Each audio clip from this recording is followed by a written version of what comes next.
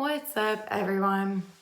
I was hoping not to have to make another video till Friday since we had the big day last Tuesday and we went in on Friday and I was like, nothing. Like they literally said, here's some paperwork, go home. So I didn't even think about making a video that day. I probably should have to just like remind everyone that, hey, we have good days. We really do have some good days. And after 10 hours of chemo and meds and everything else that we had on Tuesday, to be able to come on and say, hey, we had a great day. I should really have done that. But over the weekend, he started feeling really tired and just not like himself. And I'm going to insert a point here before I go forward. If you, your child, anyone you know says, I don't feel right, I don't feel normal, I feel sick, and you go to a doctor or a hospital and one doctor says, you're fine, but your child or you or your friend says, no, I know my body better and I'm not fine, then listen to your friend because that's very important. So back to my story. So over the weekend, my son was saying he felt real weak and he was just very tired. He didn't have any fevers, and the Tuesday before he had had 4 units of blood. He had platelets, but he'd also had his last doses of cyclophosphamide, and I believe the day before was his last dose of the cytarabine. I'm so used to us jokingly saying cytarabine. That's how we called it. Anyway, so he had his last dose of that. So we knew he was going to drop down some. We did not know how dangerously he was going to drop. So our schedule right now is set up where he goes to Quest and Rockwall on Mondays. They put stat orders in. So they actually get our blood orders. If we go in at, say, 2 here in Rockwall, in Dallas, they already have our blood by 4, like within 2 hours. So it's like not a big deal. So we went in for our blood stat orders and I was driving through Sonic and they called me back and they're like, you need to bring him to the hospital right now. And I'm like, okay, can I run and go get my other son and like bring him home and then go pick up? They're like, well, how long will that take? Because he has to be here right now. So that's kind of worrying, right? Like we were just there, no one said anything. So I said, well, what's happening? What's going on? And apparently his platelet count was, babe, do you remember where your platelet was? You don't know? Was it like 70 last time? I'm not going to get to lying. All I know, it was drastically low. I do know his ANC, which is such a big deal for us right now going forward, and I'll explain that a little more later. His ANC was 10. 10. Who can have an ANC of 10?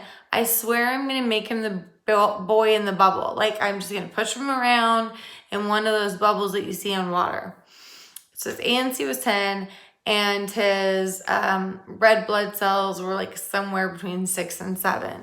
So they said, come in tonight, we're going to infuse with the platelets. And then in the morning, he's going to come back and they're going to infuse him with the red blood cells.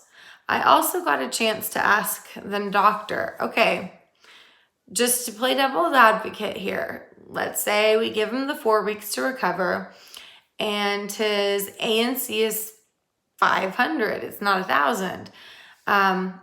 They can't do the bone marrow aspiration till it's over 1,000 because if they were to aspirate the bone marrow, there just would not be enough white blood cells to test. So it has to be over 1,000. So I said to her, so what happens if in 4 weeks after resting, he only has 500 ANC? And they said, well, you can wait and it can come. And I said, well, hold on. What about Neupogen? And I might be saying that wrong, but I've heard it before and I don't think that's wrong.